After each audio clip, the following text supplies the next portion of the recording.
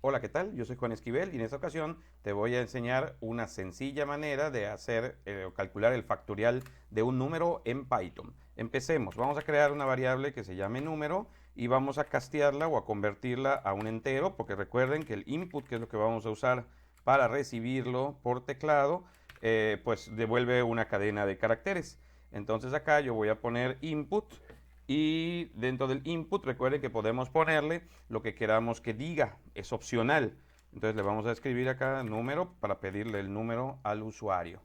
Y listo. Después lo que vamos a hacer es declarar una variable que se va a llamar factorial, que es donde vamos a guardar el factorial del número. Y vamos a inicializarla en 1. ¿Por qué en 1? Porque recuerden que el factorial va a ser una multiplicación y si yo inicializara en 0, pues 0 por cualquier cosa que yo multiplique siempre seguiría dando 0.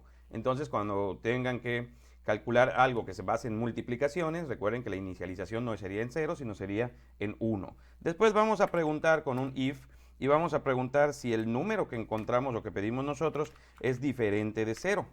¿Sí? Dos puntos, no se olviden, y ahí nos debe de dar la indentación. No se les olvide que eso es muy importante, porque esto es lo que Python hace que entienda que lo que escribamos ahorita está dentro del if.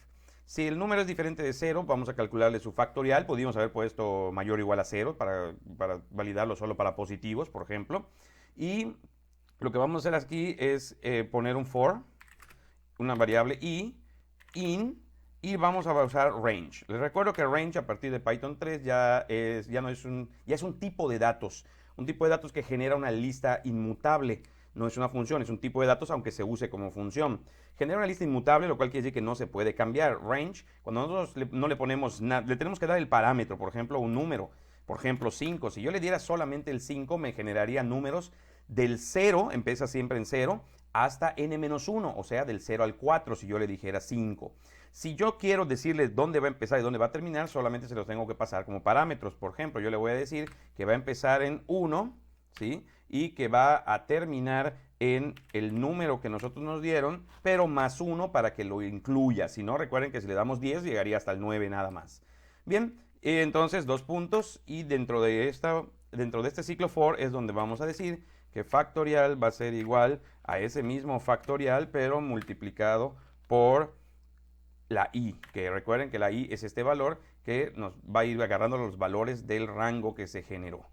Y listo, eso es todo. Lo único que tenemos que hacer es que saliendo de todo esto vamos a hacer un print y vamos a imprimir, pues obviamente un mensajito que va a decir factorial, dos puntos y coma fuera de las comillas y le vamos a pasar lo que queremos que imprima, que es nuestra variable factorial. Y listo. Obviamente acá yo pude haber puesto un else para cuando no, el número no sea no sea diferente de 0, o sea, cuando nos den un 0, pero en este caso no, simplemente nos imprimiría un 1 como factorial si es 0, lo cual es correcto, el factorial de 0 es 1.